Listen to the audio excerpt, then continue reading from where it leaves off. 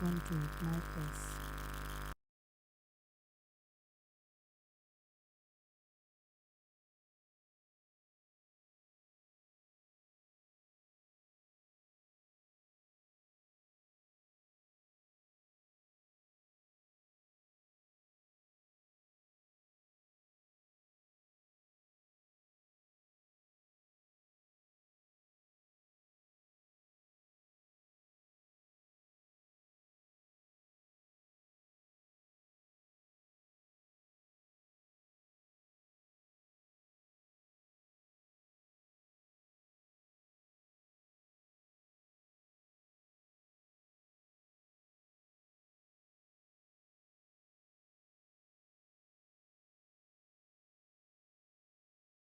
Hello, hello, mic test, one, two, mic test, mic test, mic test, one, two, mic test, one, two, mic test, one, two, mic test, one, two, mic test, mic test, mic test.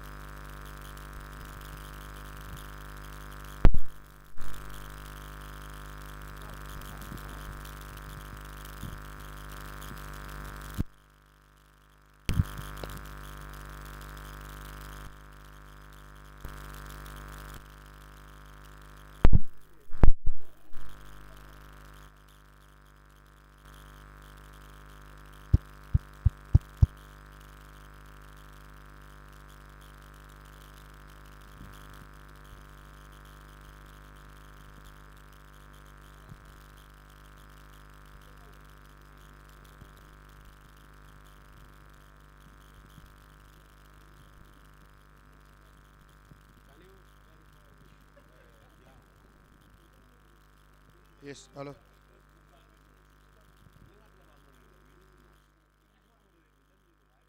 Yes, hello. One, two. Yes, hello. Yes, hello. One, two.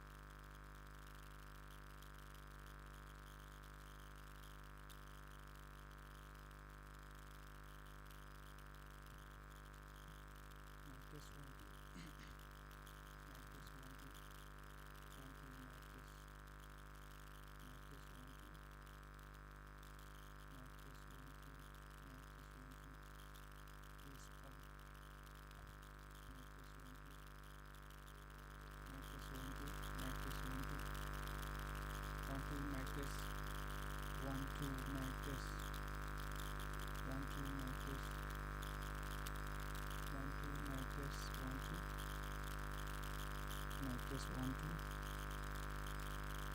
Mic test 1 2. Mic test 1 2.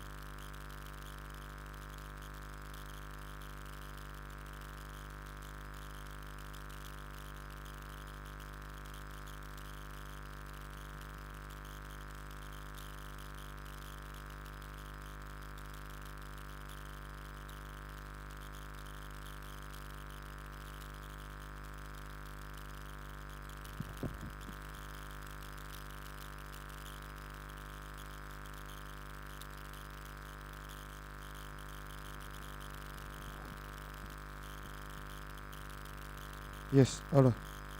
Yes, hello. Yes, hello. Mic 1 2.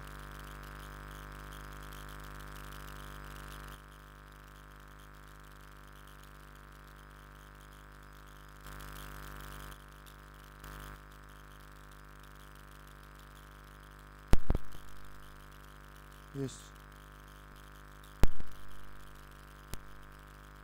Yes. Yes. Yes, hello.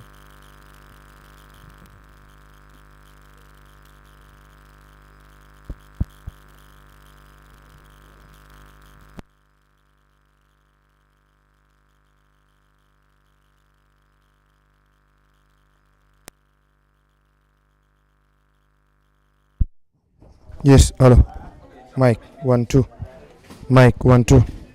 Gara biya mo part sango ko de Mbar nga pare mita jon. Afa driver bi jon. Yes, hello. 1 2. 1 2. Mic 1 2. Yes, hello. Yes, hello. 1 2. Mic. Yes, hello. 1 2. Mic. Mic test 1 2. Yes. Yes. Testing mic all.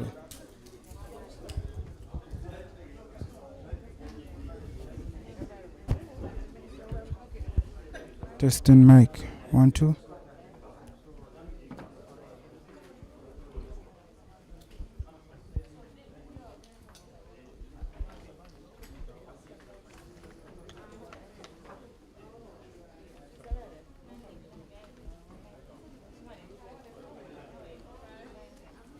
Yes, mic test 1 2. 1 2 mic test. Mic test 1 2.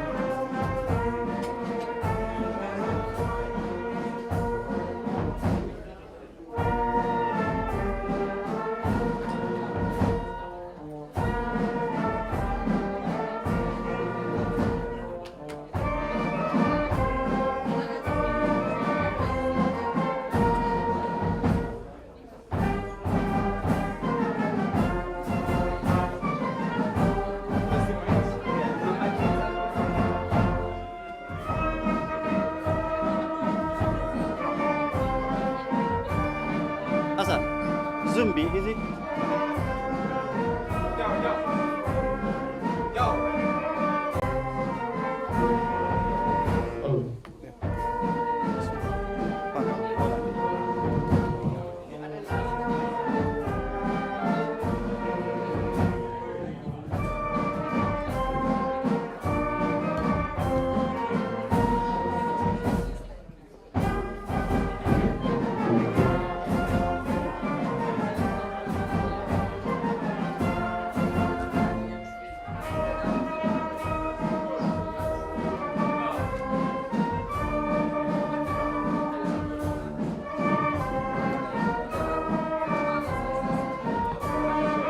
This is where you own it. Okay. Hello, mic this. Okay, that's fine. You just tell the MC this way. This is for the audience. Yes. Okay, Yeah. that's fine. You own it The from attendance is going round. Please don't forget to sign on it. He's saying that this is the MC, so he said he has where you own it. you turn it on. So I just use this one. Yeah, he used this one. This one. Okay, So maybe this for the audience. So, Bao. The full one? During the panel discussion, we can use. Yeah, so can we number 11 press one, so that is no cost Yeah. for the Daura. press briefing. For the press briefing. Yes, ini kan.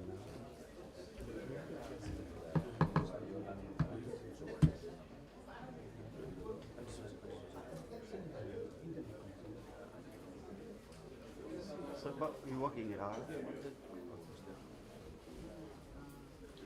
How are you? You are from how are you? Malang, yeah. Yes. So let me give you the. Do you have the passport?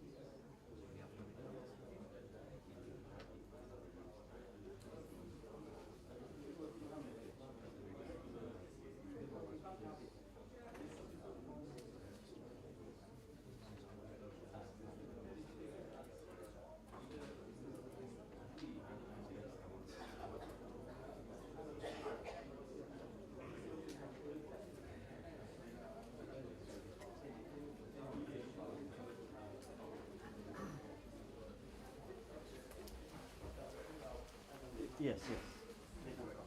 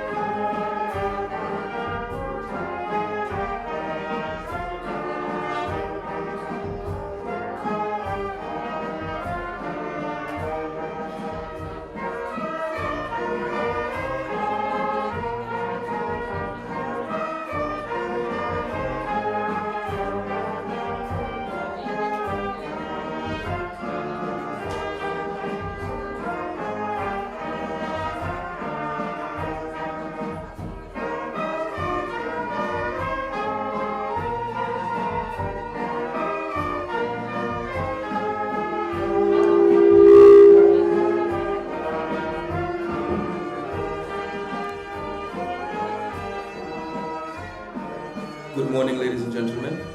I would like to ask that we all please rise to make welcome the Honorable Minister of Gender, Children and Social Welfare.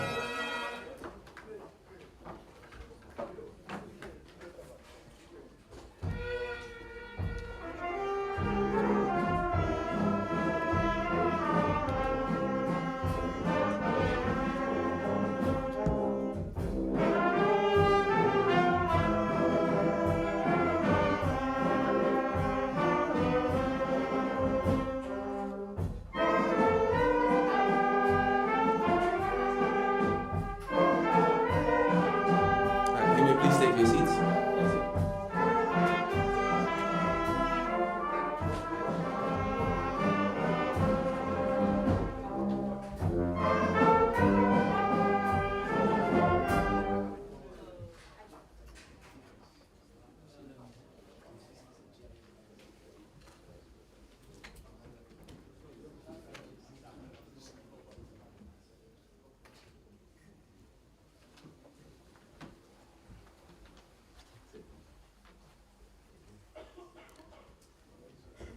Good morning, ladies and gentlemen.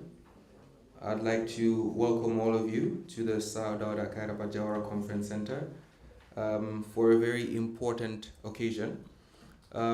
We are here for the launching of a very important project, which is the launching of the Vulnerable Youth and Women's Support Project that is funded by the African Development Bank and that is meant to be implemented by the National Social Protection Secretariat.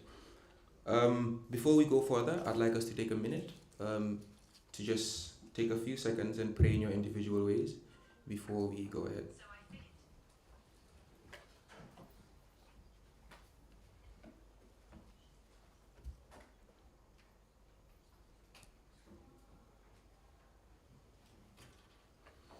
Amen. May all our prayers be answered. I'll now like to call on the police band, and I'd like us to stand as well for the national anthem that will be led by the police band.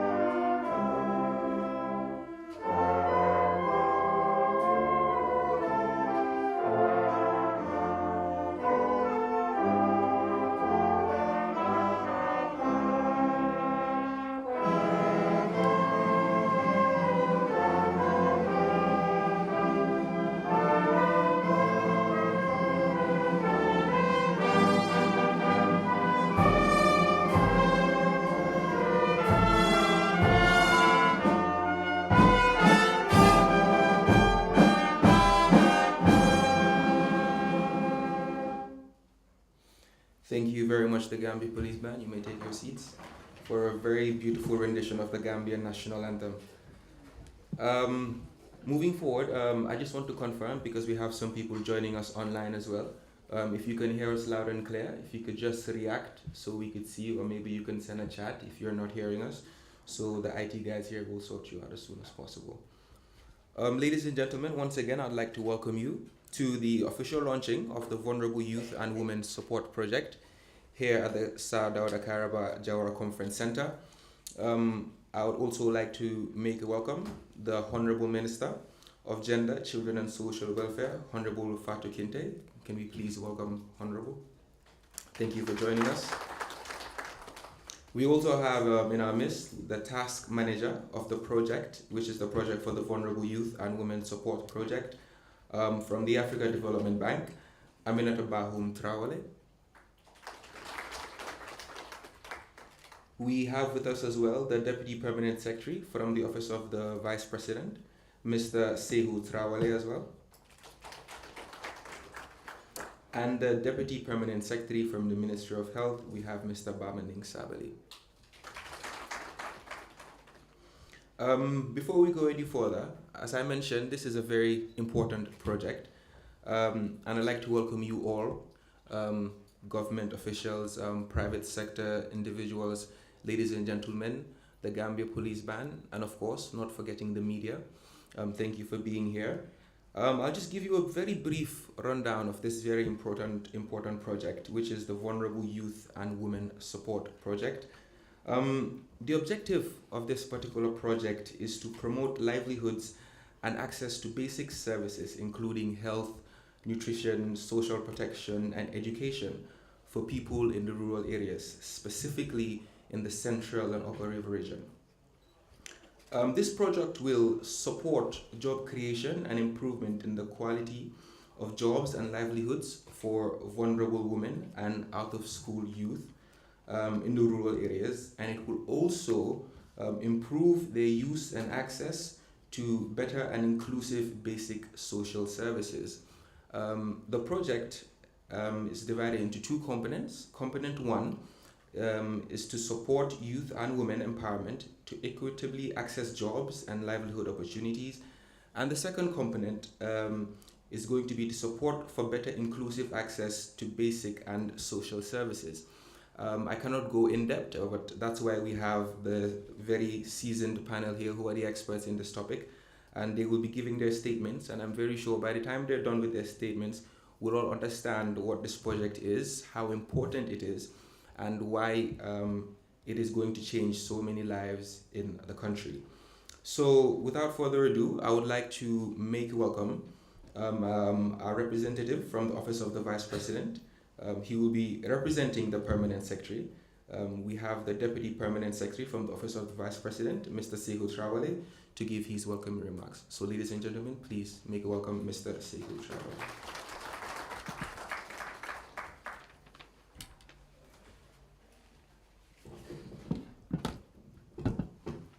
Thank you very much, Moderator. Honorable Minister of Gender, Children and Social Welfare, the Task Force Manager, and the entire team from AFDB, Madam Traoré, my sister, Permanent Secretaries here present, representatives of the development partners, Honorable Governors of CRR and URR, the project coordinator and the entire project team, implementing partners, regional delegates, NGOs and private sector representatives, media, distinguished guests, ladies and gentlemen, good morning to you all. I'm here representing my permanent secretary, and the speech I'm supposed to read is going to be done on his behalf. It reads, "It is my distinct honor and pleasure to make a remark or a welcome remark at this auspicious occasion of the official launch of the Vulnerable Youth and Women Project. This project represents a significant step towards addressing the challenges faced by some of the most marginalized groups in our society, our young people and women, who, despite their potentials, often struggle to access the opportunities they need to thrive and contribute fully to the development of our country. Distinguished ladies and gentlemen, the project we are launching today could not have come at a more opportune time given the challenges we face as a nation. The Gambia has long grappled with persistent poverty, youth unemployment, gender inequality, and unequal access to essential services.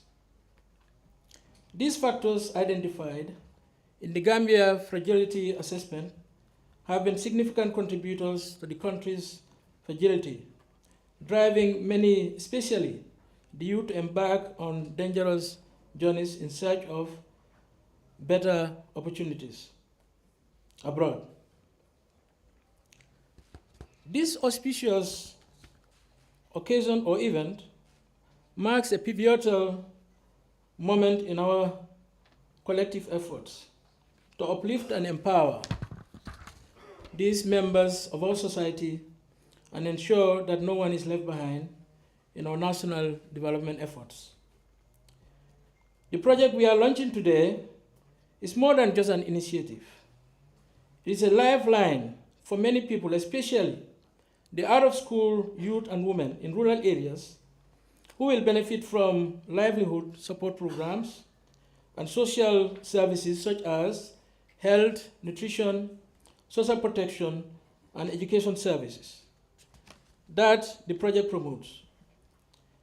This project has been designed with the objective of breaking barriers, providing not just a helping hand, but the tool and opportunities necessary to foster sustainable livelihood and resilience.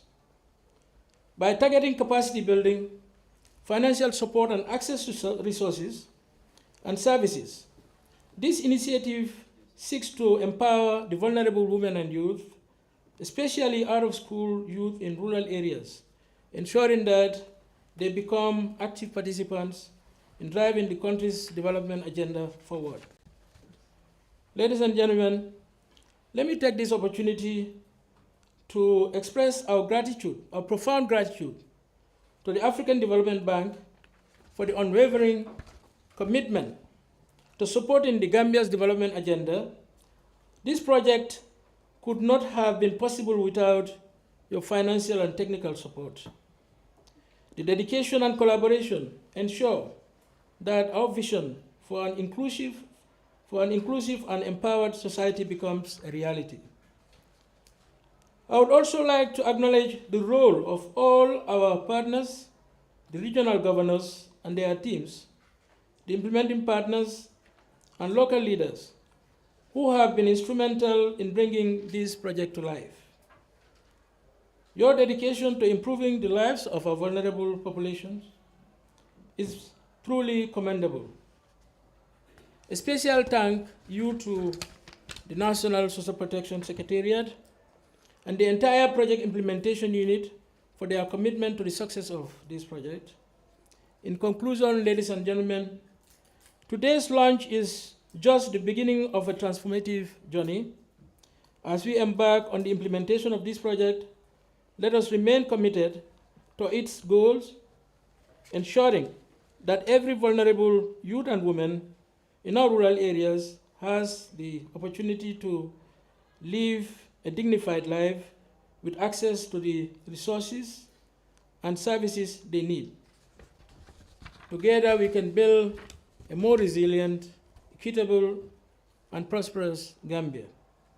I look forward to the positive impact this project will have on our nation's future. Thank you very much for your kind attention.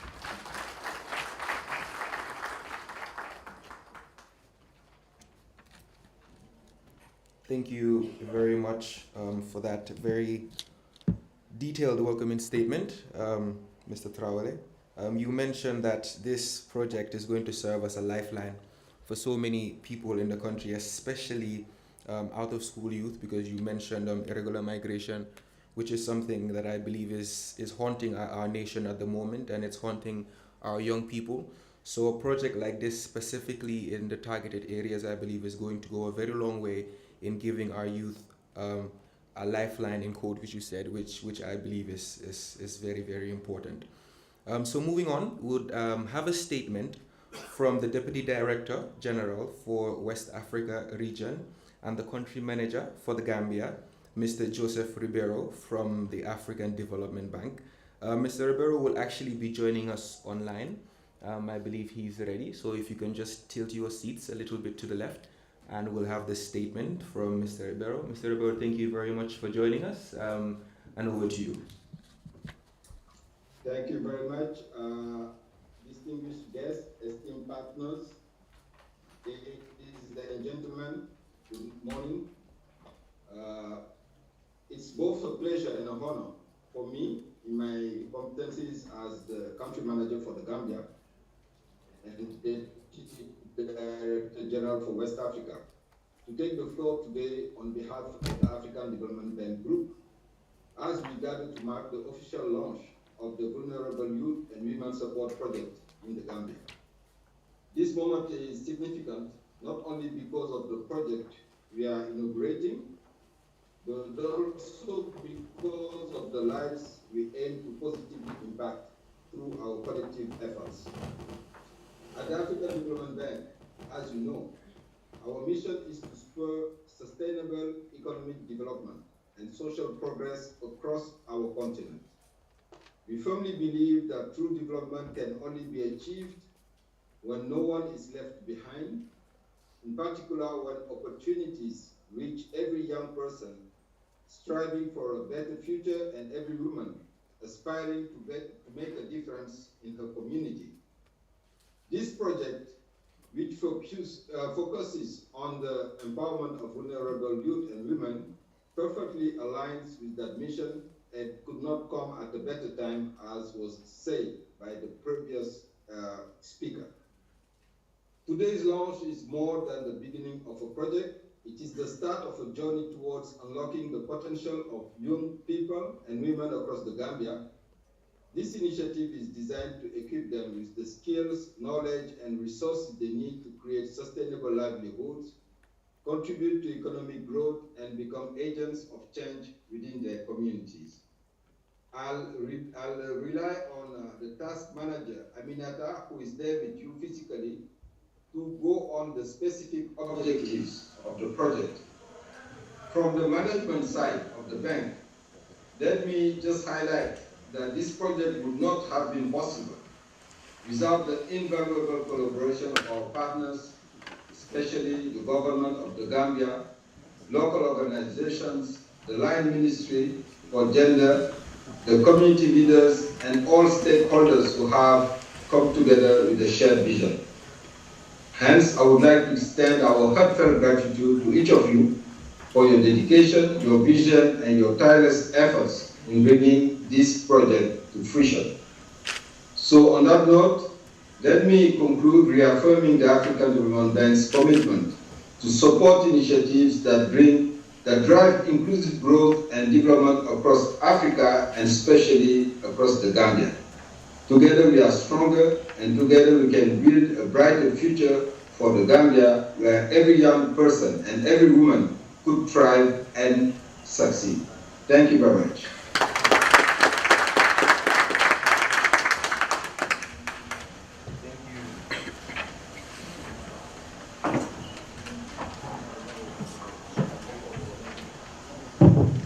Thank you very much, Mr. Rivera, for joining us. That was a very detailed and I'd say very inspiring speech. And I'm very sure we wouldn't have wished to collaborate with any other partners on a project such as this apart from yourselves, because I believe that your goals and the goals of the National Social Protection Secretariat and that of the Gambian government align perfectly well. And I believe that this is a very good partnership and a perfect match, I'd say. And so the goals and the missions for this project will definitely be achieved thanks to your involvement together with that of all the stakeholders involved. So once again, Mr. Ibarra, thank you for joining us.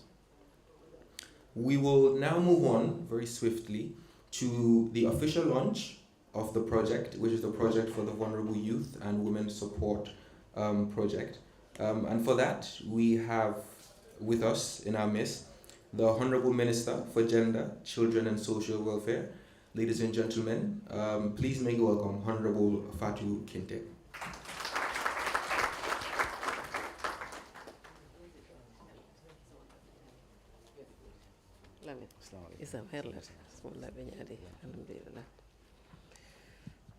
Good morning. This statement I'm about to deliver is the statement of the Vice President, who could have joined us today due to other official missions. And the statement reads: Honorable Cabinet Ministers here present, the African Development Bank Team Mission, represented by Mrs. Amira Tarawale, Permanent Secretaries and other senior government officials, Mr. Babadin Sabali, DPS Technical of the Ministry of Health, Mr. Sheikh Tarawale, DPS Technical of the Office of the Vice President, UN agencies and other development partners here present, the coordinator of the Social Protection Secretariat and staff, the director of NANA and staff, NGOs and civil society organizations. I can also see staff of the Ministry of Youth and Sports, Tango, and other government departments and ministries. Information departments I can see are also represented here.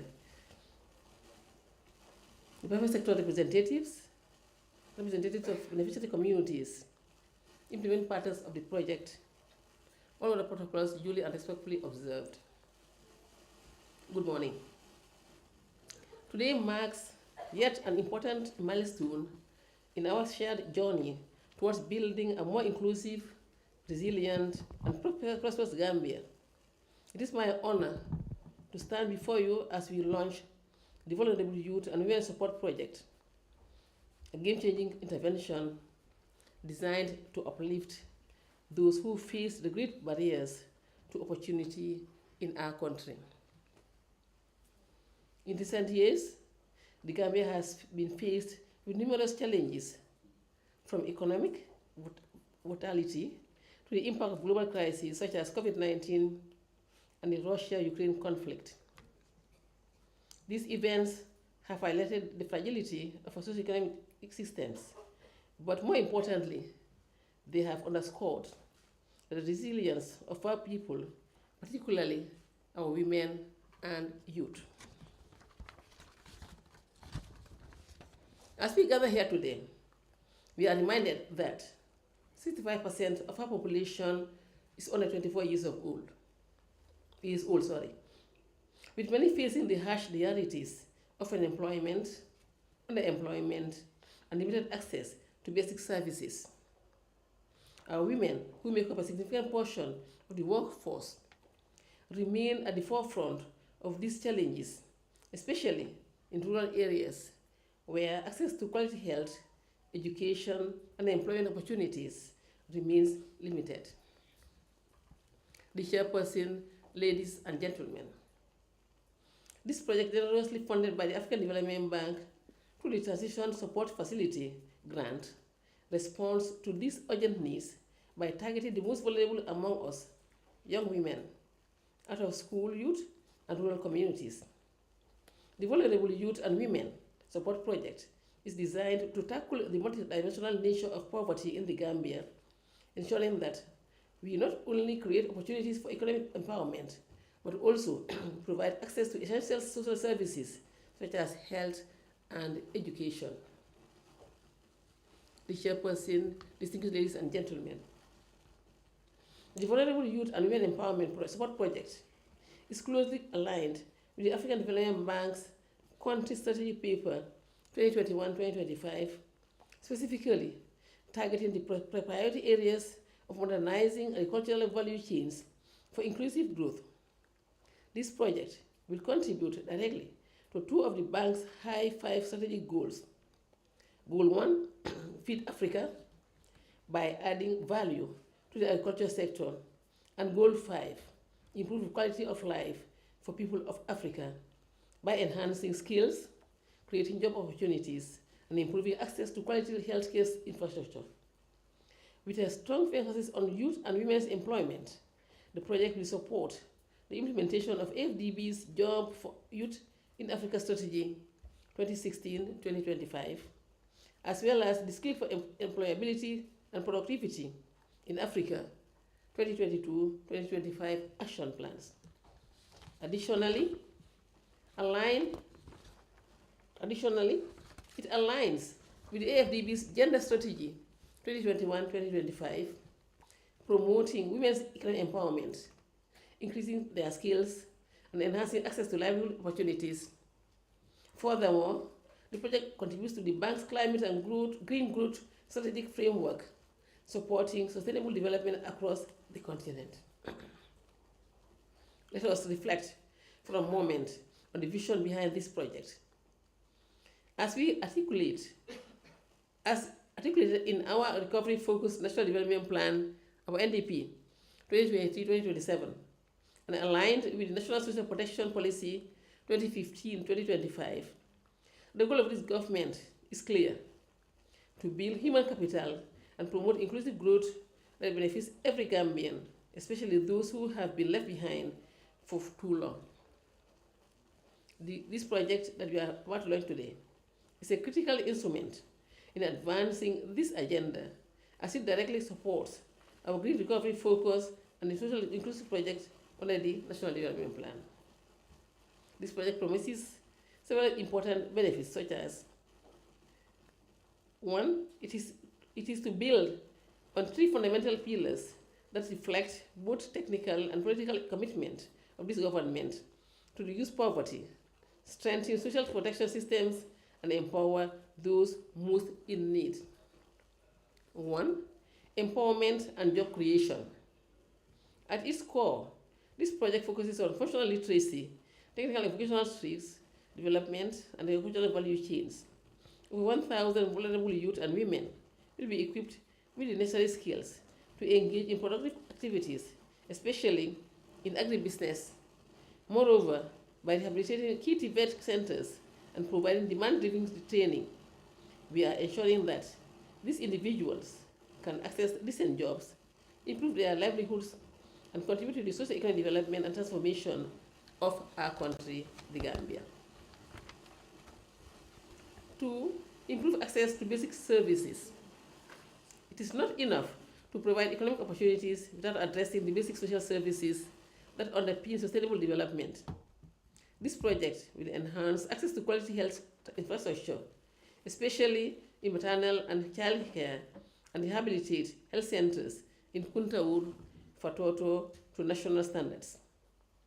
This will directly contribute to reducing maternal mortality, improving nutrition, and ensuring that our rural communities can access the health care that they need. The project shall extend support to early childhood development centers and the Diabugu, Caroline, and Karantaba villages, which are critical not only in terms of positively impacting on the physical and psychological development of young children, but also in ensuring that women, especially mothers, have the time and space to engage in productive economic activities for their economic empowerment. Three, institutional strengthening and sustainability. This project will also strengthen the National Social Protection Secretariat by enhancing its capacity to coordinate, monitor, and evaluate social protection initiatives in the country. This is a vital step in institutionalizing social protection as a permanent fixture of our governance, ensuring that our most vulnerable are protected, not just at times of crisis, but also as a matter of state policy. This commitment is reflected in the National Social Protection Policy, which envisions an inclusive, integrated, and comprehensive social protection system by 2035.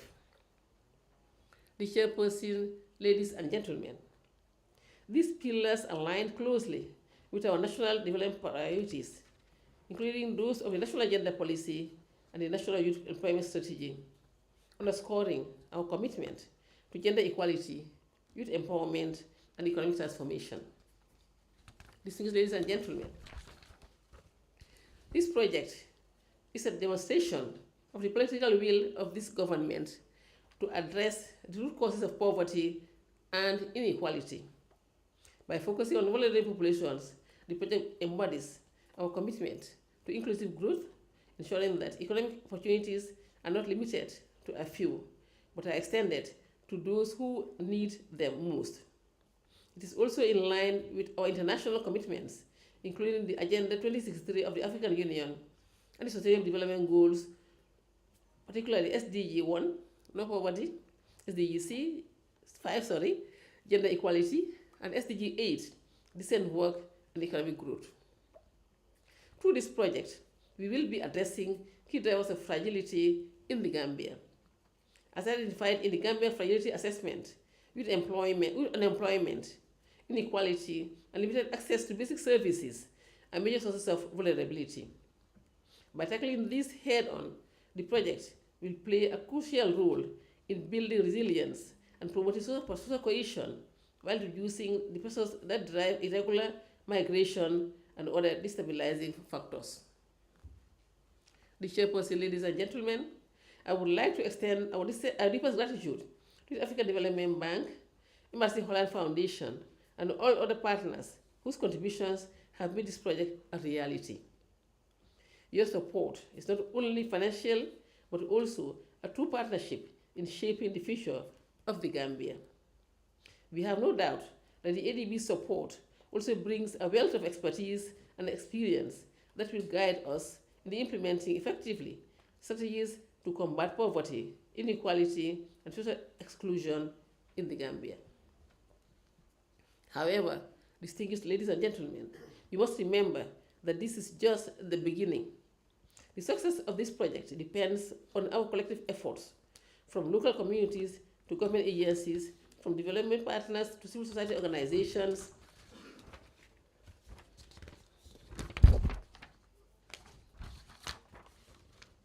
I therefore call on every stakeholder to play their part in ensuring that the benefits of this project reach the people it is meant to serve.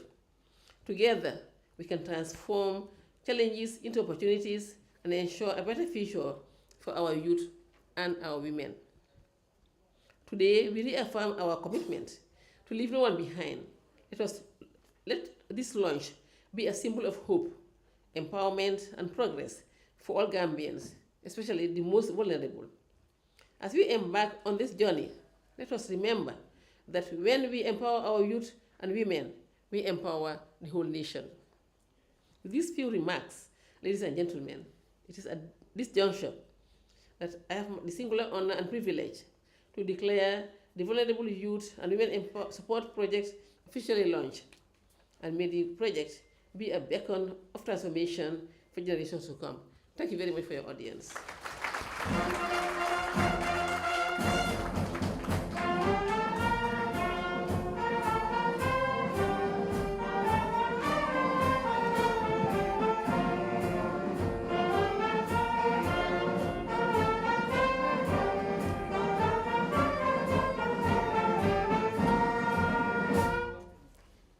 Thank you for that, Honorable Fatou Kinte, and thank you for the police ban as well. She mentioned a lot. She mentioned a lot, and I'd just like to highlight a very few points that she did mention, most especially when she said that the success of this project depends on us. The success of this project doesn't only depend on the implementing body or the funding body as well. It depends on all Gambians, because this is for us. And so if we take it up as one of our own, if we take it up that, okay, if this project is successful, it's going to help us, it's going to help our Gambian people, I believe that this is something all of us should take up upon ourselves, take up the responsibility, either directly or indirectly, and make sure that this project works, not only in the targeted areas, but all over the country as well. So thank you for that, Honorable Fatou Kinte. That was very inspiring, I'd say. You also mentioned that the majority of our population is made up by youth and women, and I believe as a nation we should be very scared if the majority of our population is threatened or vulnerable. And so for that, I think we have to take it upon ourselves, and I'd say the first step, which is being done very well by the NSPS, to make sure that the vulnerable population, which is the majority of our population as well, are being catered for and being taken care for. And so once the majority of our population is no longer vulnerable, I think that's a very good sign for us moving forward as a country. So that's it for the first part of this session, or the launching of the project. We will now step out for the official group photo for the launching. I believe that would be done at the entrance, just by the flags, if I'm not mistaken. So all of us can just take about 5-10 minutes to go out, take a quick group photo, and then we will come back in for the panel discussion. Thank you all.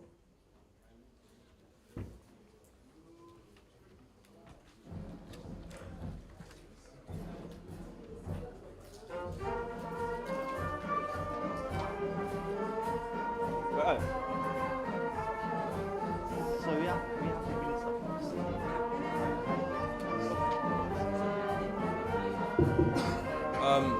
Excuse me, ladies and gentlemen. I would like to plead that we let the Honorable Minister make her exit first, and then we leave.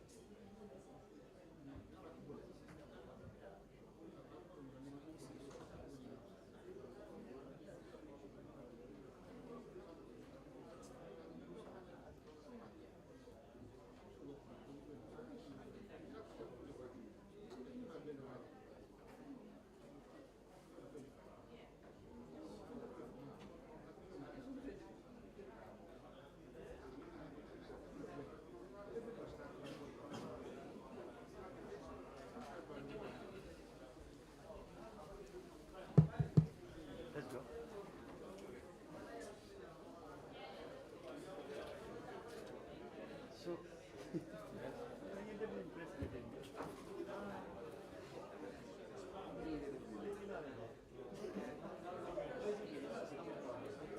In fact, this was this one.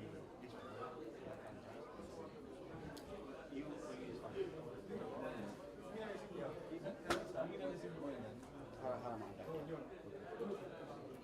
Can you start?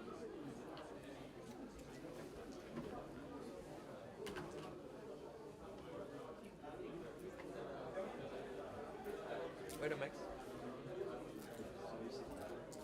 I think you need a mic. You need both?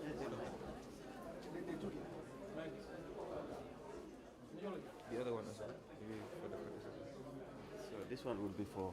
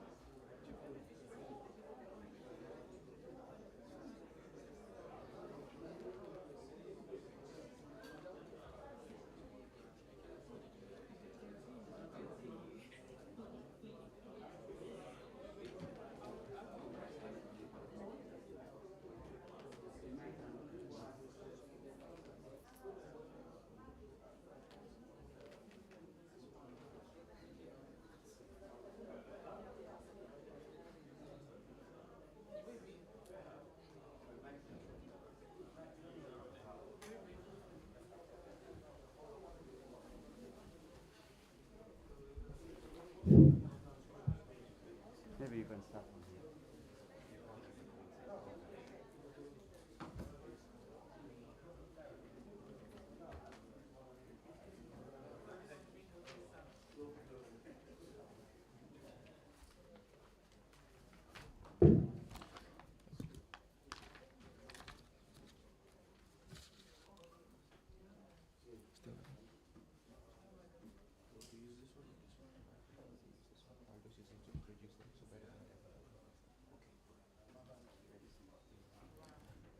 Good morning, once again, ladies and gentlemen. We are now about to start the panel discussion. Apologies, we had to swap the media briefing with the panel discussion, so we just had to alter the program guide a bit. So we're about to start the panel discussion now, and members of the panel, we will be joined by the national coordinator, that is the project coordinator for the National Social Protection Secretariat. That is Mr. Mamoudou Diba. Can we please give him a round of applause? Thank you. We'll also be joined by the Director of Planning from the Ministry of Health. Thank you. We will have the General Manager from the National Enterprise Development Initiative, that is NADI. We will also have a representative from NANA, which is the National Nutrition Agency.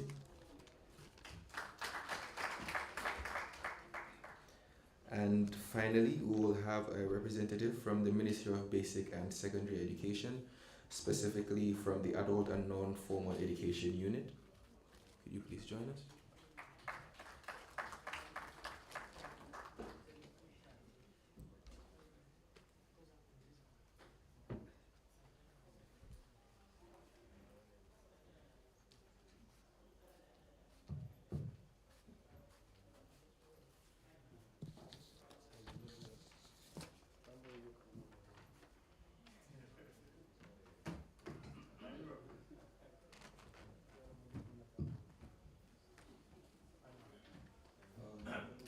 Thank you, lady and gentlemen, for joining us on this panel. This is going to be very interactive, I believe. We want it to be as interactive as possible, so that all of us will be able to learn about this project. And so we've got different stakeholders, both from the government and from the private sector as well, who will be playing very pivotal roles in the implementation of this project. And so because of that, I'd like to start with our implementing body, which is the National Social Protection Secretariat. We have the national coordinator in our midst. Mr. Dibba, I'd just like to ask you what role NSPS will play in the overall success of such a project.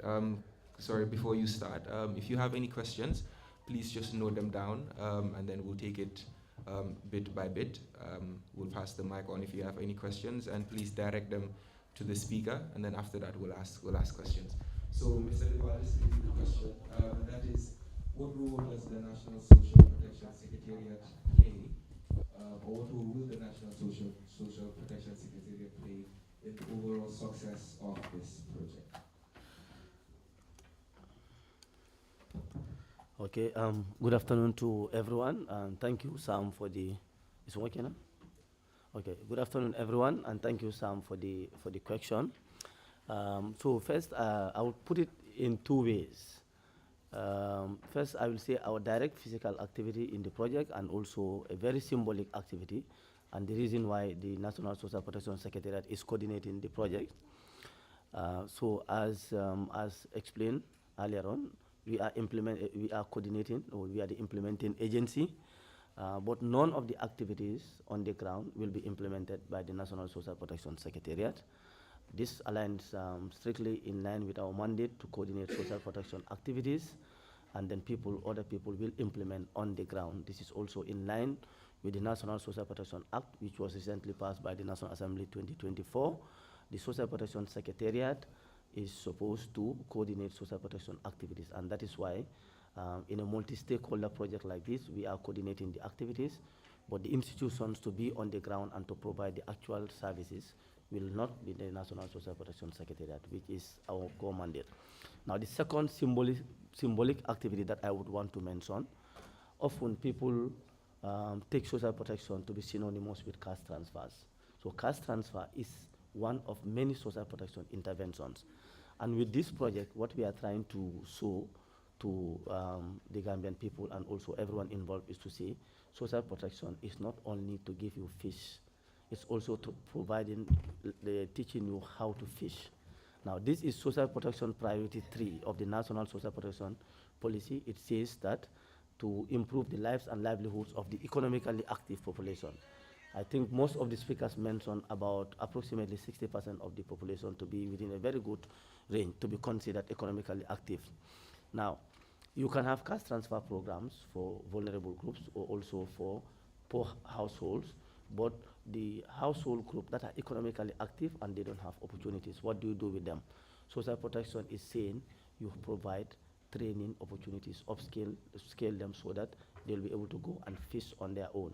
So this is why the National Social Protection Secretariat is promoting a project of this nature in addition to other social protection activities like cash transfers the government is doing, the famous NAFA cash transfer program and the government family strengthening program. This is to say it's not only about cash transfers, it's also empowering people to be able to earn living for themselves. This is also social protection. So that's the symbolic message the project has, and that's also our role in it. Thank you. Thank you for that, Mr. Deva. Just a follow-up question.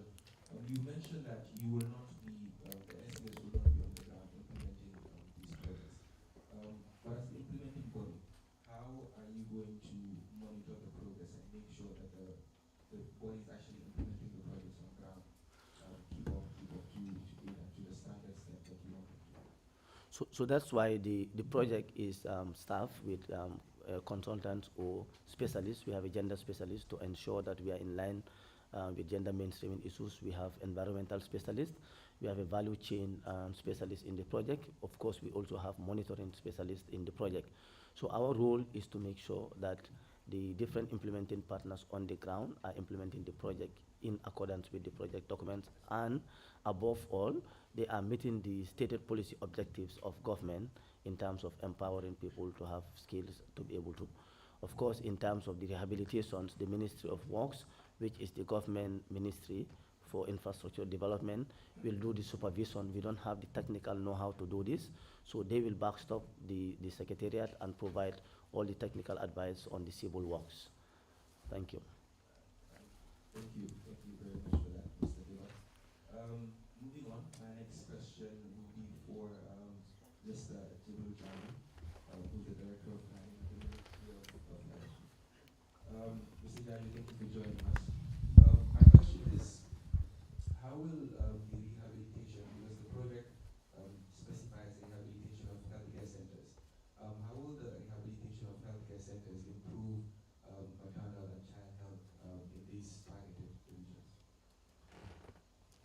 Thank you very much, the moderator, and good afternoon, ladies and gentlemen, my colleague panelists. It is indeed a privilege to be here to also share some of the benefits that the project will actually help in the ministry in achieving the targets, specifically the SDG, and our health sector policy. When we look at the targeted project sites, we have basically two targeted sites. We have CRR North, and CRR North we all know as planners, as social workers, is the most less privileged region in the country. And social indicators in CRR North are compared to all other regions, CRR North is worst off in terms of the social indicators. And in the health sector, the maternal mortality trend is higher in CRR North, both the Kuntauru LGA and Janjambure LGA. And then the under 5 mortality, morbidity, the neonatal morbidity, in short, the health-related indicators and the SDG-related indicators for the health sector are not really doing well in CRR North. So having Kuntauru Major Health Center rehabilitated, equipped, and provided with the necessary medication for it to perform its full potential will be able to help us reduce maternal mortality in this country by over 50%. But when you look at the majority of the deaths that are happening is happening on that belt of the region.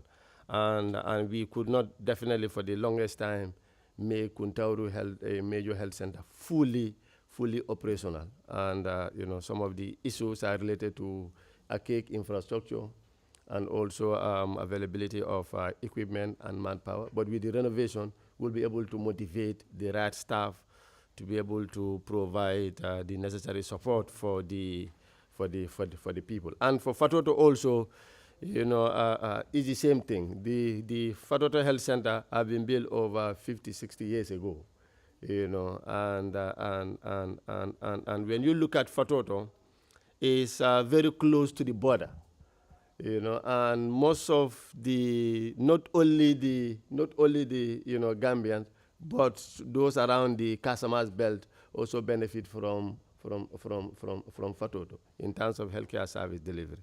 And from Fatoto to Basse, is over 40 kilometers.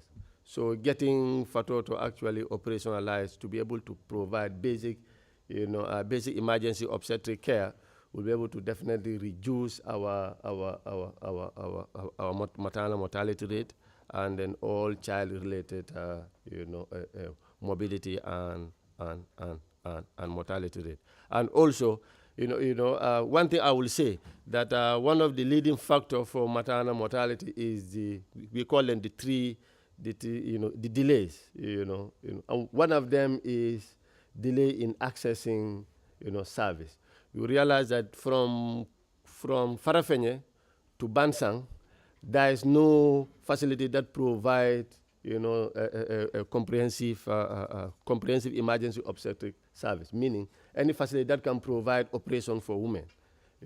From Farafenye, you go up to Bansang, and Bansang you have to cross the river to access Bansang, and that's almost more than 100 kilometers For a woman to be in labor to travel over 100 kilometers, is huge. It's unacceptable.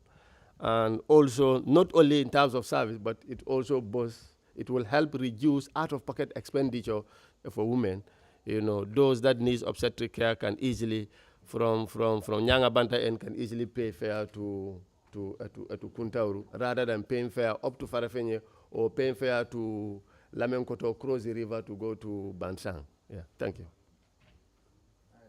Thank you very much for that, Mr. Jalo. Just before you pass on the mic, you mentioned some of the challenges. Number one being transportation and the distance between some of these rural areas to healthcare. Are there any other challenges that the ministry has faced that you feel like this project could solve in the near and long term? Yeah, I think one of the challenges I've mentioned, the project will provide ambulance for two sides. So it will cut the challenge of it will reduce, not cut totally. It will reduce the referral challenge, and the project will also provide equipment for the facilities to be fully operational, and that will help lessen the burden on the national budget in terms of the in terms of provision of equipment. And what is more important is the medication aspect. Really, we all know that access to medicine in the country, even in the Greater Banjul area here, is a huge challenge. The medicine price has definitely gone up. From the AKI, 2 years ago to now, we used to buy paracetamol syrup for $25, $30. Now, paracetamol syrup is $75 to $100, depending on the. So an ordinary, Gambian cannot definitely afford, and this is part of the project to provide these two facilities with enough, medical supplies to be able to, provide services to the vulnerable, individuals in society in those targeted areas. Thank you very much for that, Mr. Jaju. Moving along the line, I'd like to address my next question to Madam Kamara from NEDI. NEDI focuses mainly on entrepreneurship and so on. So what support will NEDI provide to vulnerable women and youth in these targeted areas when it comes to training them on entrepreneurship and business and so on? All right. Thank you. Good afternoon to you all. Yes. So under the project, we are tasked with the responsibility of implementing activities on the component 1 and 1.2 of the project, which is access to productive equipment and non-financial services. The program will go a long way in providing employment for vulnerable youth and women in the 3 LGAs that we're working in. That is CRL North, South, and URR. Our role will be to provide coaching services, market linkages, and youth and women training in the 3 LGAs that we're working in. That is CRL North, South, and we target URR. 1,000 beneficiaries, and youth 18 to 35 and women over 35. And we will be concentrating on few components, that is horticulture, poultry, small ruminants, and agro-food processing. These are the key areas. So far, we've rolled out the application process of the project, and we've received more than 10,000 applications. And this further goes to, highlight the need and vulnerability of people that live in those communities. So I believe the program will go a long way in providing employment and also access to finance for women, which will definitely lead to financial independence.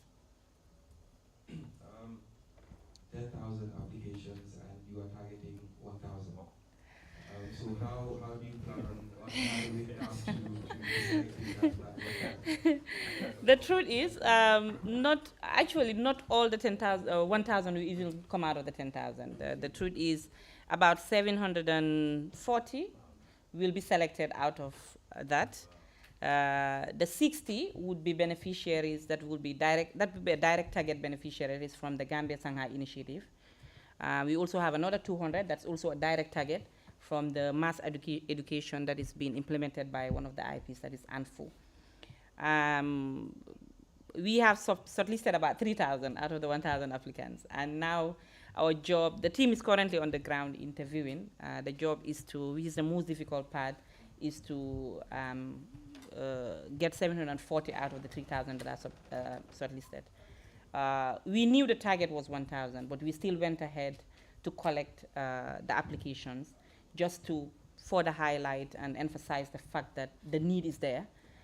In case in the future there is support, not from just ADB, but other projects would also use the data that we already have to further support people from those communities. Great. I think it's very important that we have some of our partners from the African Development Bank here as well to hear stuff like that, so they know that we have a lot of people, a lot of vulnerable women and youth in our communities who need that, because 10,000 is a crazy number. It is. So I just want to find out, what's the selection criteria that the team on ground at the moment is using to select?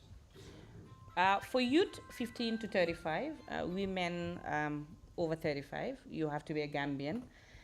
You have to be a resident of the 3 LGAs, Sierra, North, South, and URR.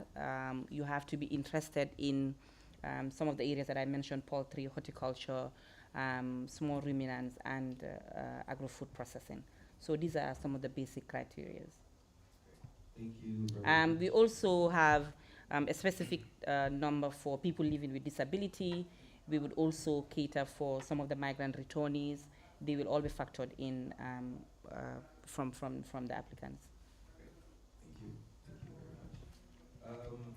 So my next question goes to Mr. Silva from Mopti.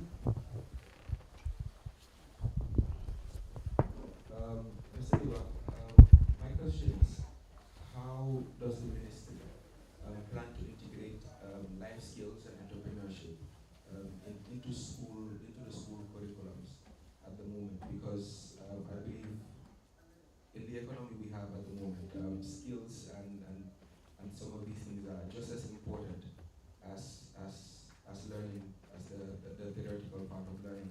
So are there any steps being taken to include skills and these things into the curriculum for the children? Okay, as far as this project is concerned, our basic role is to provide basic literacy and numeracy. To what I've just asked will go to Navy. Okay. As far as this project is concerned, to provide basic literacy and numeracy for beneficiaries. And this is very essential, because whatever you are doing, if you cannot read and write, you cannot prosper. African problem, if you look at African history, some scholars are saying that our main problem is lack of numeric and alphanumeric.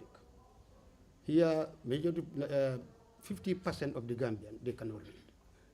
And those who can read, their literacy level is very low. If you go to CRR, Kuntauru, and many other places, you do assessment, the literacy level is very, very low. And majority of our participants are women. These people cannot read and write, and they're always taking part in economic activity, gardening, small business, you name it. So therefore, our involvement in this project to increase their ability to read and write, proposed to keep proper records of their activities, and also to be able to calculate, because sometimes their business blank sheet, the moment it is above half million, they cannot calculate, especially when they want to, itemize. So that's why we train them how to read and write in their own languages. And according to this project, we have 4 national languages that will be used during training.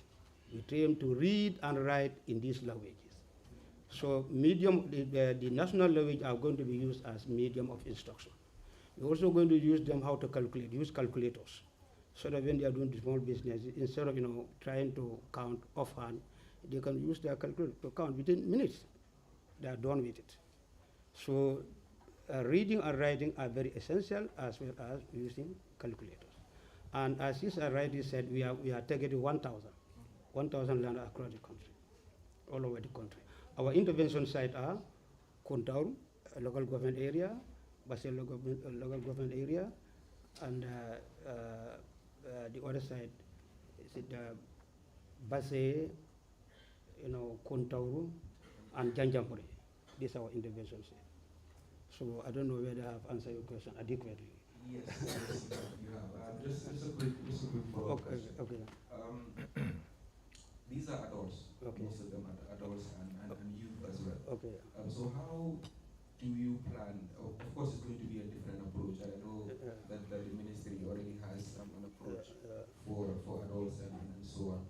But just for us here, could you please just give us a brief rundown of exactly how you plan to approach teaching adults and so on, please? Because I'm pretty sure it's a different approach that you would take as to teaching.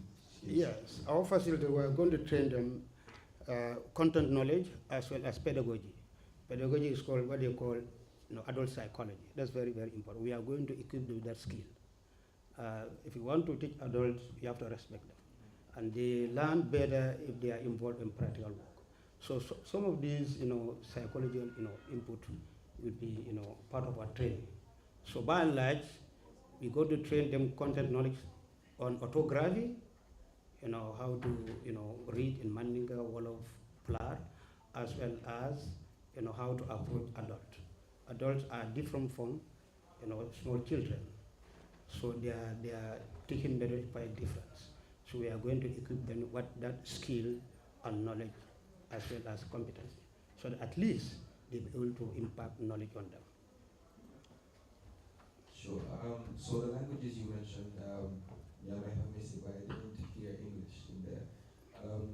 Do you think it is necessary for us to include English into some of these curriculums for the adults, as it being the official language? So let's say if they have to deal with official transactions. Yeah, that depends on the community. They have to choose the medium of instruction to be used during teaching and learning.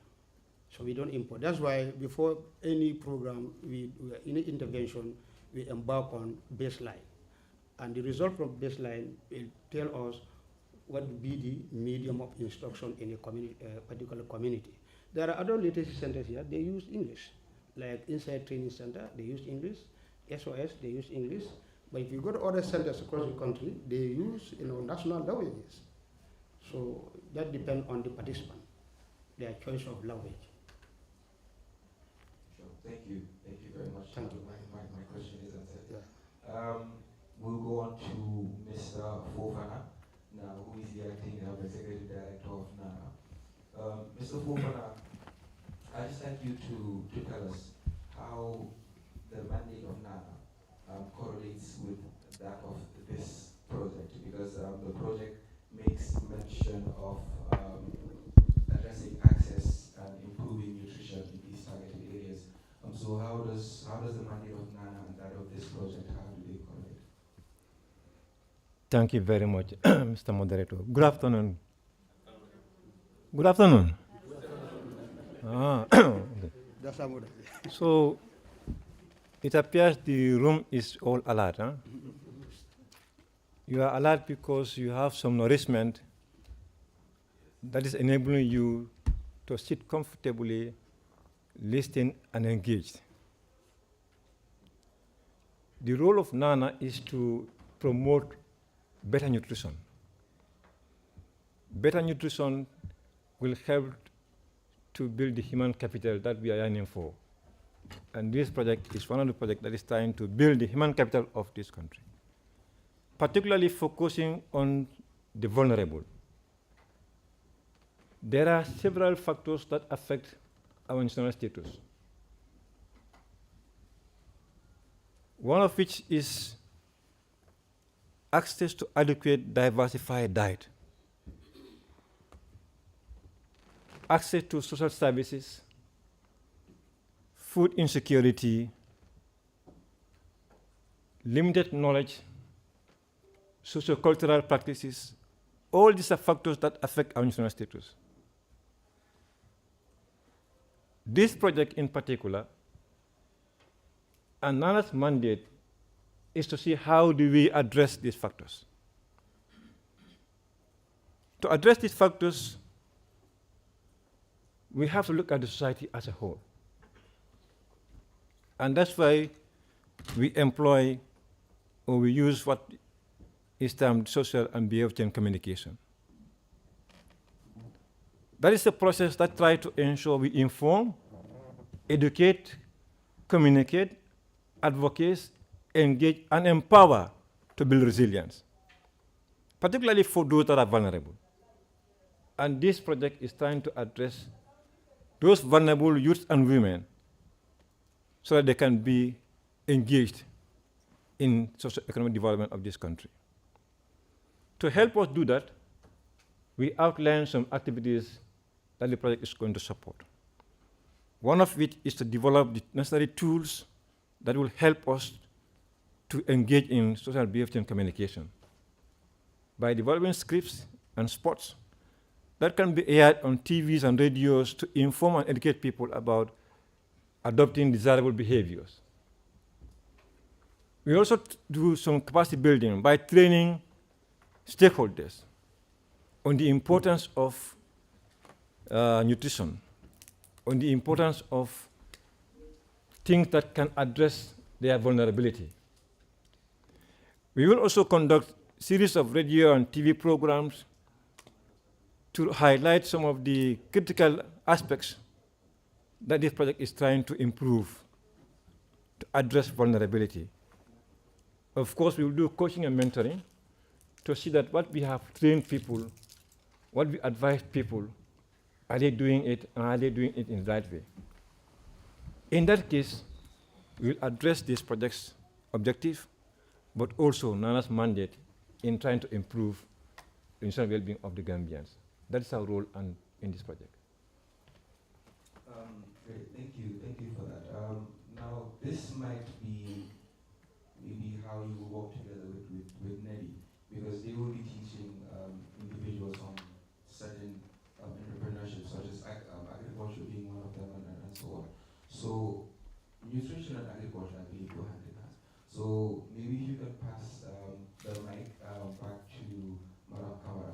I just want to know, do you guys have anything in place maybe to specifically on nutrition as you're teaching these individuals about agriculture and entrepreneurship and so on? Maybe do you focus on teaching them about these are the nutritional crops or plants that you should probably invest in if you're planting, or it's mainly just investing into products and plants that will yield interest without complementing the work that Nana is doing when it comes to nutrition? Yes, for the poultry, horticulture, and small ruminants, we have experts that are going to handle each of those areas. For the agro-food processing as well, I think that is where we would be more, we would go more in depth when it comes to nutrition. We have an expert that is also going to handle that. So definitely that is considered. And for the agro-food processing, we will be focusing on nutrition, like you shared, quality assurance, and standard. Thank you. If I may just add, yes, the work of what NEDI does and what NANA will do will complement each other. In our behavior change communication modules, we have a module on agriculture, entrepreneurship, and financial literacy, maternal and child nutrition, gender-based violence. This together will help us to improve the resilience. But this is not done in isolation. We have to ensure that we partner, you synergize, and complement each other for a bigger impact. So anytime you're doing anything on financial literacy, you include people who are much more familiar in that aspect. So NEDI can be brought in to support that. So there will be a lot of complementarity between what we do and what NEDI does, especially in particular what also the non-formal education and food does. So there will be a lot of complementarity between stakeholders in it. It's not a social project. It's a project that is trying to ensure that we build a system. And to build that, we have strong, instead of partnership is very strong.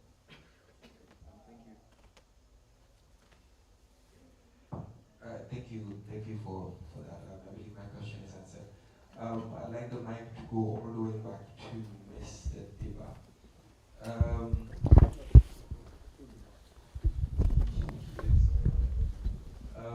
Mr. Diba, I just want to ask, as you said earlier, you're the implementing body and the project at the end of the day is on you. So I just want to know, are there any key performance indicators that you would use at the end of this project to monitor or determine how successful this project is? Okay, thank you very much. I think you, there is another Mr. Diva at the far end of the table. Of course, I'm also always honored and privileged to say that Mr. Diva taught me in school. So it's a pleasure to share this stage again with him, and always appreciative of his contribution to my life in the early stages of my education. So we have overall indicators of the project, which will go towards addressing overall indicators towards poverty.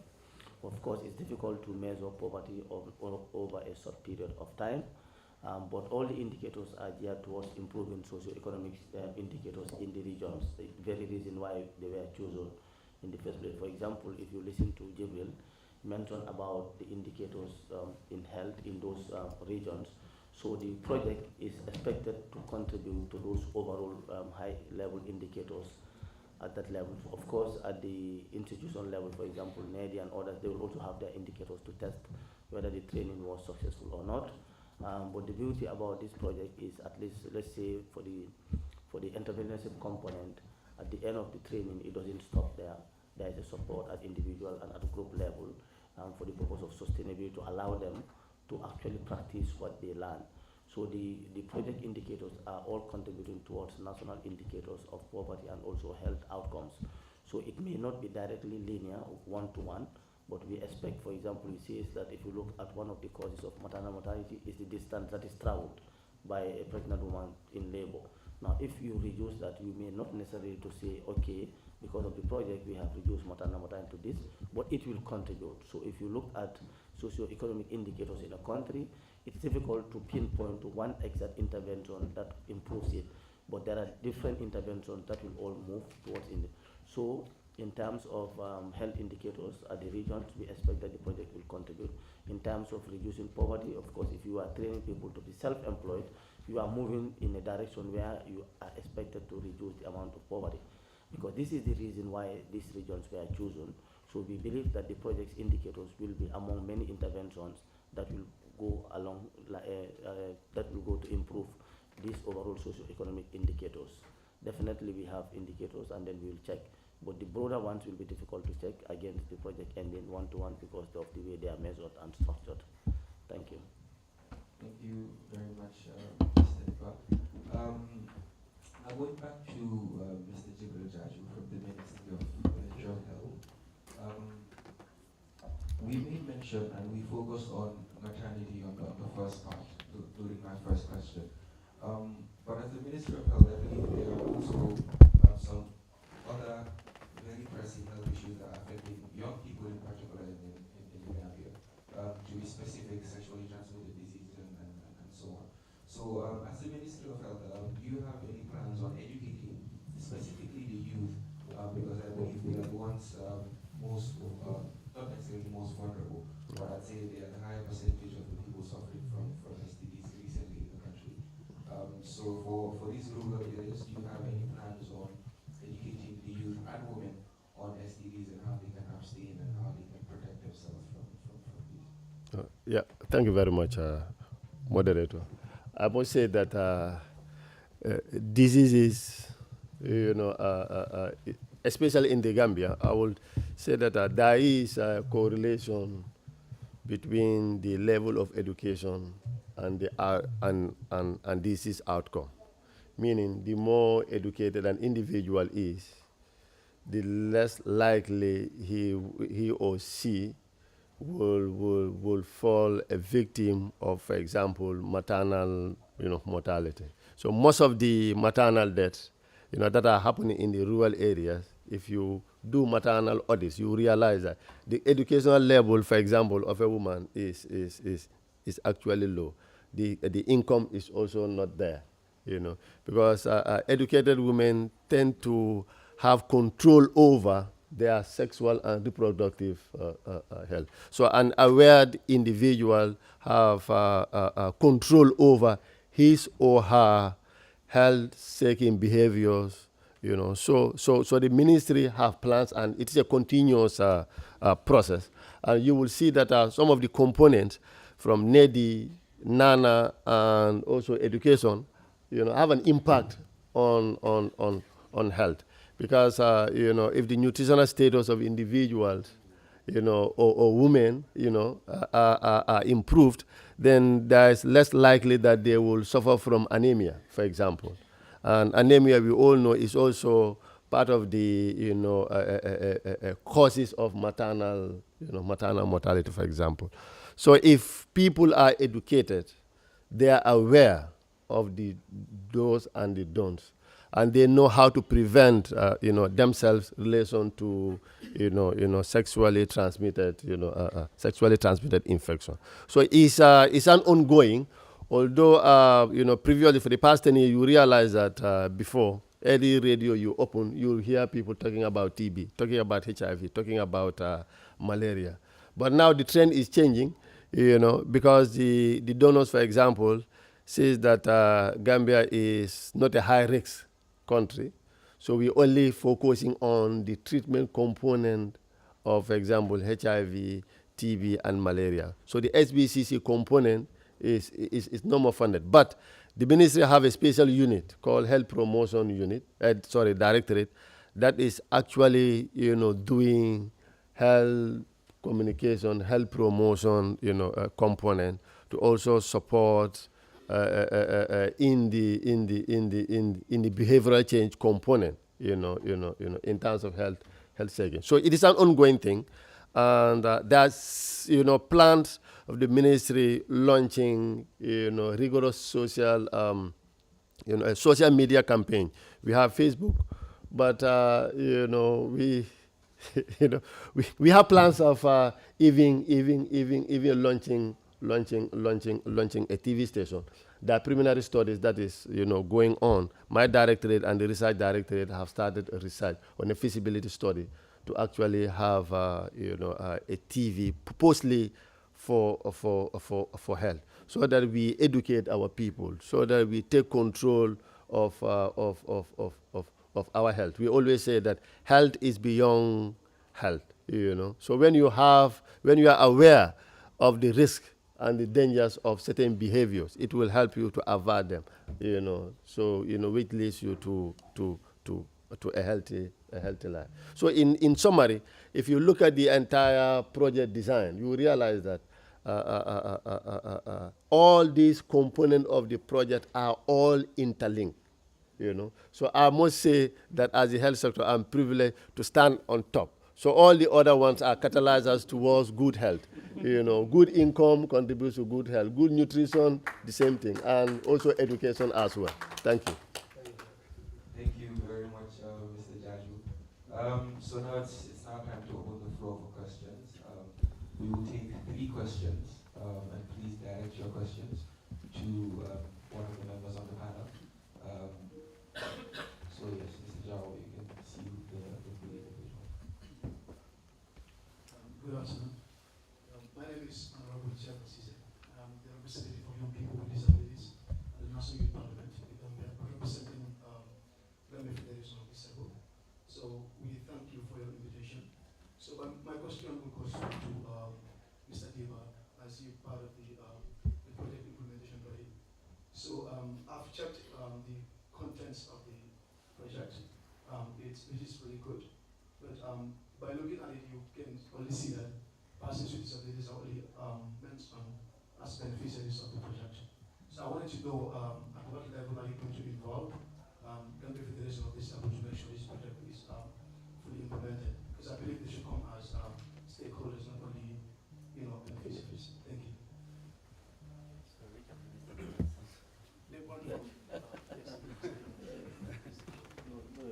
Maybe I should have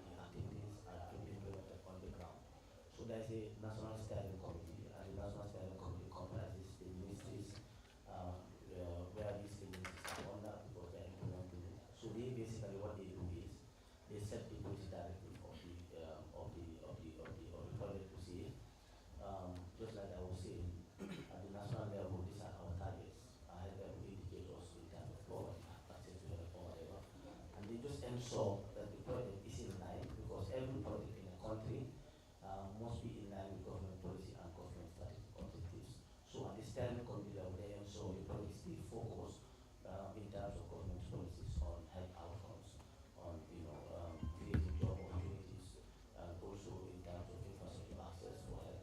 So that's the way it's structured at the steering committee. Now, below the steering committee, we have the technical implementation committee, which is the institutions that are on the ground implementing. They discuss challenges that they are facing on the ground. I think we recently had one where all of them came with difficulties in terms of being able to come up with do their job properly. And the objective of the forum is to address the challenges as they are coming. Yes, definitely the people with disabilities are classified under the beneficiary group, but that's basically at the time of design, that's what we thought that the most important thing was to ensure that people who are with physical disabilities also benefit part of the project. Just like someone said along the line, disability doesn't mean, of course, inability. So we have to create the opportunity for them also to participate. But also, I would say that it's also a good comment, and we can look into it in terms of any opportunity that comes, probably in the phase 2 days, in terms of bringing disabilities into governance structures. But as it is, this is the way the project is designed. Maybe we can take that as an oversight if that's the case, but we believe that they should benefit from the project. Thank you. Yeah, allow him. So, I think it would be ideal. No. From Nelly's end, your association was consulted. We even distributed specific forms to members of your associations and representatives in the region. And I would say in each of the LGAs, for example, Sierra North, we have 1,033 shortlisted applicants. And out of the 1,033, 30% are people that identified as people that live, that are PWDs. So they are targeted. If you ask your federation president from your office here, he was handed over forms, and at regional level, we had contact persons that were given the forms, and they have applied. So I can tell you that from the shortlisting, I think in every LGA we had over 500 people that identified as people living with a disability. So they definitely factored from Nelly's end.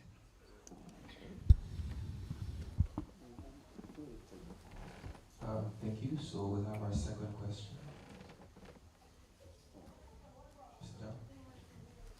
Yes, there's an individual there. Yes, I just wanted to make something very clear. I mean, it's important. I mean, having them as beneficiaries to this project is important. But technically, I mean, none of those ministries or, institutions outlined have, firm idea on how to support persons with disabilities on the ground. Because many times, projects, can be implemented perfectly, but persons with disabilities will not be able to participate effectively because personnel being trained to implement these projects in regions have less idea on understanding disability and how to support them to participate effectively. So for me, having them as an institution coming up as, to be outlined as stakeholder would be very important. So they can be able to give technical support and advice to any other institution trying to implement some of these projects in the regions. Because you talk about giving them, 30% of them coming as beneficiaries, but how trained are your personnel in terms of implementing this project? How are you going to support someone with visual impairment? How are you going to support someone with hard of hearing?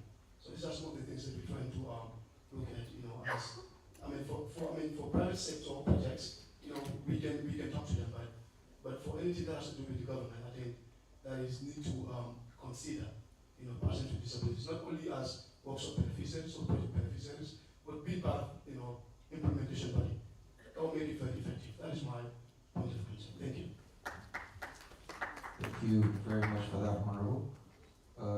Mr. Joe. I believe there's a gentleman back there who had his hand raised. Yes. Okay, let me give it to Chairman Musa. Thank you very much. Alaji S. Cham, Senior Program Officer Tambo. My question first goes to Mr. Foreman and the other one to Mr. Daddy. Okay, Mr. Foreman, you know, we say nutrition is not about eating until your stomach is full. Just like the Jolas, the young Katama Kerenkejo, I don't know. That's not nutrition. What nutrition in your sensitizes on awareness is, I think you should explain the components of the food, carbohydrates, proteins, minerals, and vitamins, and which type of foods give us all these things. Because people think you have to eat until your food is at your throat here. That's what, just to have energy to walk. That's not nutrition. Nutrition, however small the food is, let it be balanced diet. So how do we, in those kind of areas, sensitize people, understand food, it has to be balanced. And the types of food that it should be increased in diet so that it become balanced. Because some of these things are not even explained. We let's all try to have a kitchen garden. Because Gambian, some of these things you have to go and buy, go to the market, go and buy these things. But you can have grow it at the backyard. And then you have a balanced diet. Every time you want to eat, you go and pluck fresh vegetable and use. I think in your awareness lesson, this will be very clear to people. So that you have a balance, however the small the food is, let it be balanced. Not the type of joras and cereal, how they eat food, no. Not only the fooders are very wise in eating. The other question goes to Mr. Jadu. HIV is a case, it still exists in this country. But since COVID-19 came, people tend to forget what is HIV. And you have adolescent boys and girls, they are more vulnerable. They are very active in sex. On safer sex is very critical. Because HIV, and it is affecting the youth very well. I worked for NAS for 9 years as a coordinator in CRR and KMC, BCC. I know some solar health facilities, you go every day, you have the 3 nines. The other 9 is stop new infection. You go to health facilities every month, you see 50 or 40 new infections in the greater Banjul area. I was coordinating this here. So you see, people think sex is just for pleasure, especially our youth. They don't care about, I want it raw. That's what they normally say, body to body. These are serious, what sensitization are you going to put in place to make sure this youth, vulnerable youth, abandon, use the ABC method. I think that's the best thing. Thank you very much.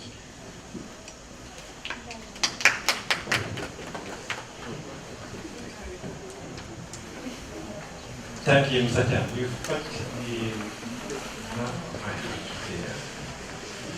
I spent 25 years in public health nutrition. And this is a very important comment. So important comment. In our education programs, we factor the importance of food and the composition of the food that make healthy nutritious diet. Because food is important. But every food has nutrients that has a role to play in our body. But all the food that we eat has 3 critical importance in our body. 1, the food that we eat gives you energy to do all kind of activity.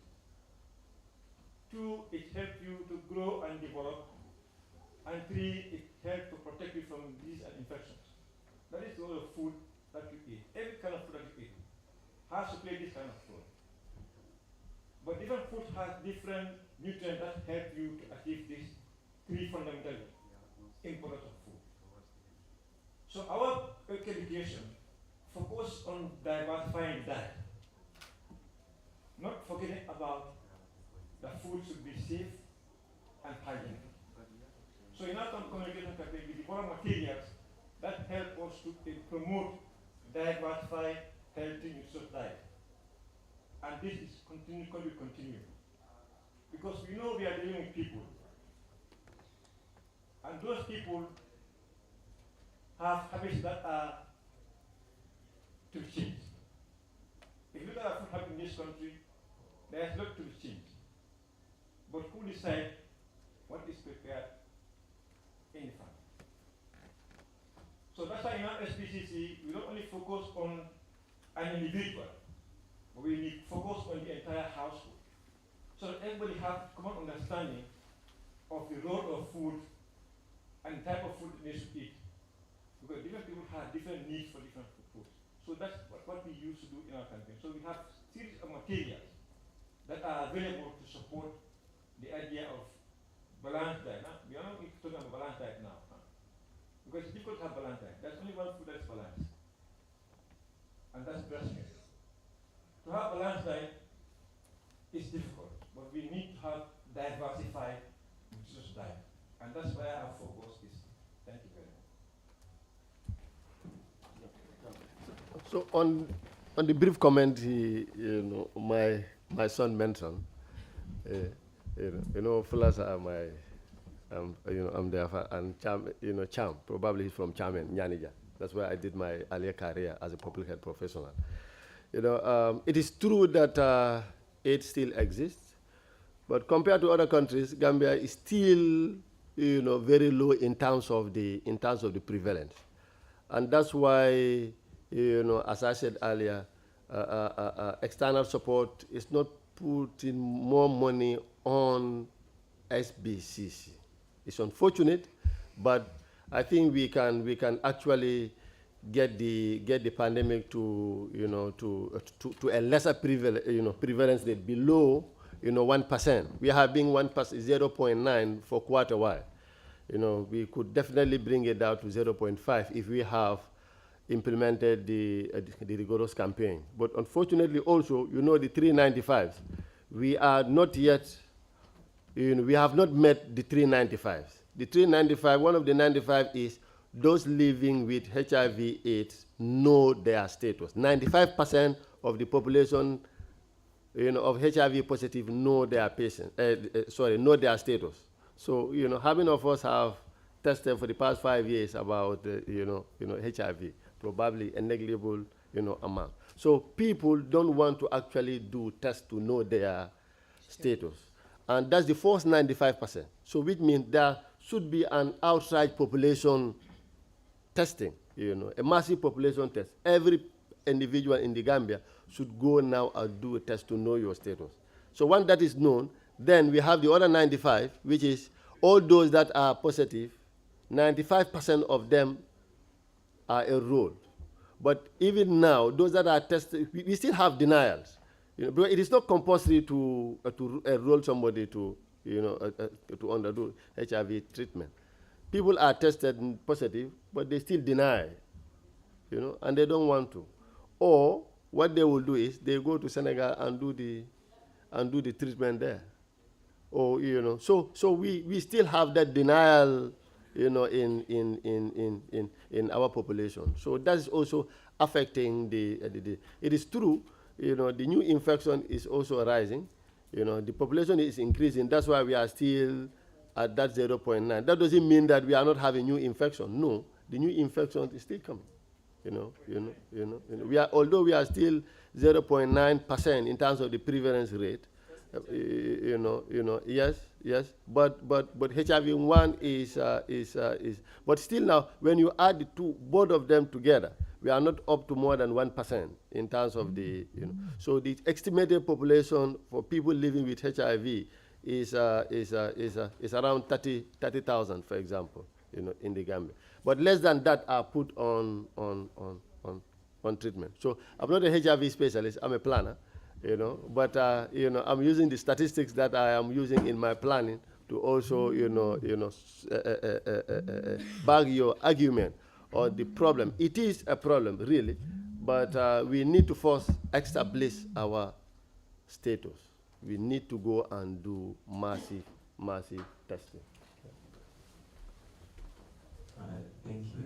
Third and final question.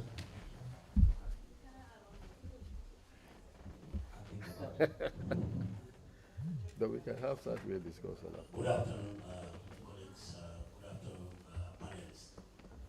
My question goes to my boss, Sekou Diba, and we understand that the program targets vulnerable youths, and perhaps I think this may cover children or students that are already out of school. So if the program is perhaps going to target them through this literacy and numeracy program, is there possibilities, to streamline them into formal education system? That's the question I want to inquire. Thank you very much.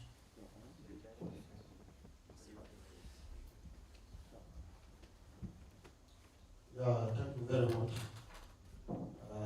Mr. Jawara. Yes, it used to happen because in the past we had done literacy centers across the country. Participants in those centers, sometimes they transit to formal sector. They are linked. Sometimes it happens. It depends on the interest of the literacy participants. Besides, there are other programs which is not linked to this project because of G-Goal.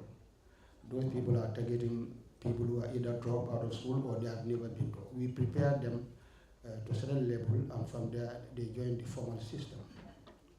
So these are all there, depend on the interest and the performance of the literacy participants. Yeah, thank you. Mr. Chair, may I? You may. Okay, thank you very much. I think he actually, I don't know how to call it. I even have to ask him whether you saw what I had in mind. So first it was on nutrition, because I know Nana has the documents, they have materials for their advocacy. But how well is it getting into to the people, to the right people? That's everyone. And you will all agree with me that in as much as social media has negative impacts, it has positive impact. I believe in the positivity of social media. And before waiting for external funds or whatsoever, you could utilize social media, digitalize those materials, put them in some postcards, some posters, some flyers. Just post it everywhere. We have Gambian youths are very active. Not only our youth, we have our parents, our grandparents also active on social media. Even if they don't participate, but they watch, they listen. If you get those pictures, get someone to do a voiceover, maybe in Mandinka, in other local languages, the information will sink without you physically going to meet them. It's a proposal, it's a suggestion. Maybe you could also look forward to it. And to my director here, I'm also proposing that radical campaign method, using the social media, every close measure that you have, because these factors, these problems, challenges have been detected or have been factored a long time ago. But what solution are you taking? You know that education, they are not aware, but you could do a little. I know Pope FLA it's no longer in the curriculum, and we were lucky to have it from primary to grade 7. We were exposed to it. But unfortunately, it's not in the curriculum. I think they're trying to bring it back. But like I said, we are active on social media. At the university where I am, we have a health and sexual awareness page where students are, and we have conversation. We do research, we invite doctors, we invite health personnel, experts to give us information. Let us not rely on external funds and all that. We could do it our own way with the little things we have. Let us not underestimate it, because it's a big fear for me. I'm a young person and I know how much the virus is spreading. In as much as the records you have are to me, are understating the reality. That's how I see it, because I don't know if it's because of the connection I have with some health personnel in there and the research I do and all that, but it's scary. It's very scary. And if the information doesn't sink, we will just put our head down, and we wouldn't have anything to explain or anyone to blame. Thank you. Thank you very much. Thank you very much for a comment, not a question, but a comment. And it's a very valid comment. SPCC is a project that uses 3 key strategies. That is advocacy, behavior change communication, and social mobilization. But of course, in delivering these strategies, we use several approaches. One of it is mass media communication, using radio, TVs to communicate to the mass. We also use interpersonal communication networks. These include the village support group, the traditional communicators or the Kanyarens, the mother clubs, or any other structure that we use in disseminating information to the people. But we also use social media as a platform, because we know we are in a global world, and we have to ride through what the global world is moving along with. So social media is also a platform that we are using to communicate, inform, and engage, because we know there are several people, especially the adolescents, that are very much attached to social media. So we are also using social media as a platform to share information that will influence the behavior of small target group. But definitely it's a very good comment. Thank you very much. Okay, I want to add something to what Umar Yawar has asked.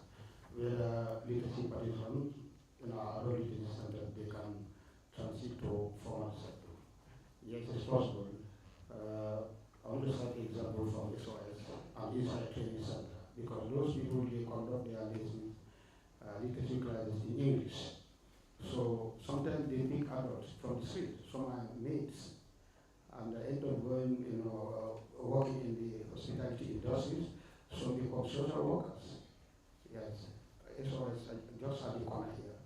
Many of their students are adults, and now they are working, and they give them their competence. So it's possible.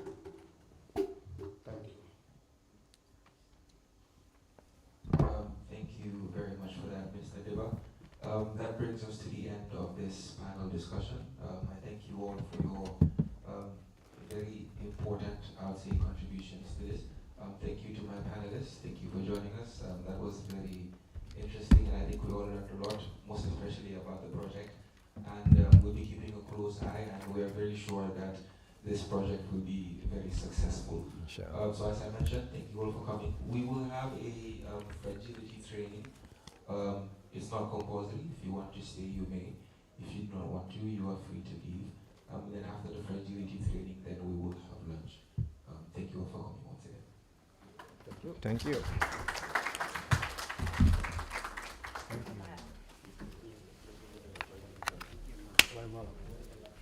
No. Comrades.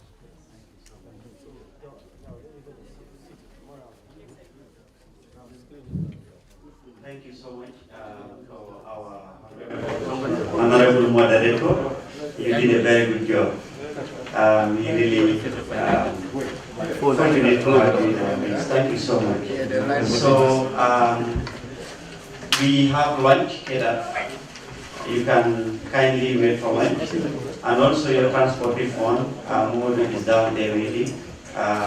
For those of you that aren't going to be part of the fragility training, but we want everyone, if you can attend, you are free to attend. So while we wait for lunch, we can attend the training. Thank you.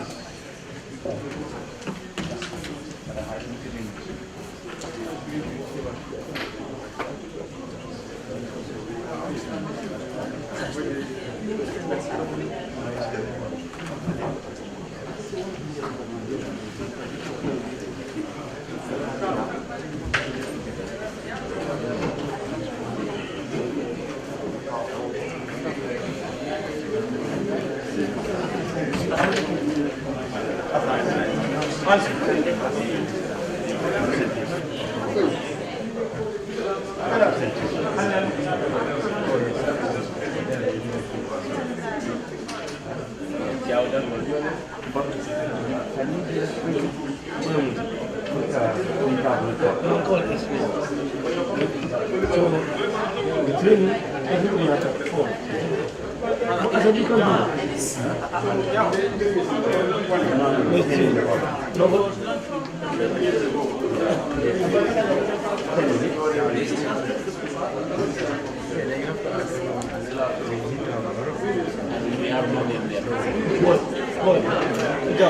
1 hour, we just told them. Yeah, for me, you come on the program. No, let's just have the PowerPoint. It's just as a job. Put it there and we all turn it like this. Just apologize for the city. 1 hour.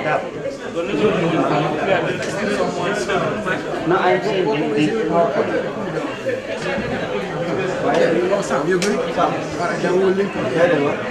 thank you very much. You did an excellent job. Yeah, it was a very good one. Thank you very much.